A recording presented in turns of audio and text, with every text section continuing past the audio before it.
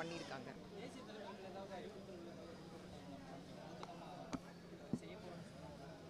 எது நீங்கள் இப்போ பொறுப்பிலிருந்து ராஜினாமா செய்யும் போது தேசிய தலைவர் பாஜகவோட தேசிய தலைவர்கள் ஏதாவது உங்கள்கிட்ட பேசினாங்க? இல்லையே, அவங்களுக்கு தெரியும் நான் ராஜினாமா பண்ண போறேன், நான் தெரியும். ஏன்னா ராஜினாமா கடிதம் கொடுக்கும்போது நான் சொல்லி தானே கொடுத்தேன். ஸோ அதுக்கப்புறம் மறுபடியும் என்கிட்ட பேசணும்னு அவசியமே கிடையாது.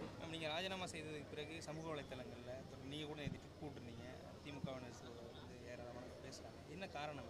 நீங்கள் பயம். ஒரு கட்சி சார்பாக பேச முடியாத அளவுக்கு நான் இவ்வளோ சொல்லியிருக்கேன். இப்போ கட்சி சார்பாக பேசும்போது எவ்வளோ பேசுவேன். அந்த பயம் கொஞ்சம் நல்லது. அந்த பயம் இருக்கட்டும். என் பேர் பார்த்தாலே கொஞ்சம் நடுங்குறாங்கல்ல, அந்த பயம் நல்லது அவங்களுக்கு. நான் சிம்பிளான விஷயம் சொல்கிறேன். மடியில் கணம் இருந்தால் தான் அந்த பயம் இருக்கும். மடியில் எவ்வளோ கணம் இருக்குது அதை திமுக காரங்களுக்கு தெரியும். அந்த பயத்தில் தான் பேசிகிட்டு இருக்காங்க. பேசிட்டோம். இதுக்கப்புறம் தான் விளையாட்டை ஆரம்பிக்க போகுது. ஓகேங்க, தேங்க்யூ மேடம்.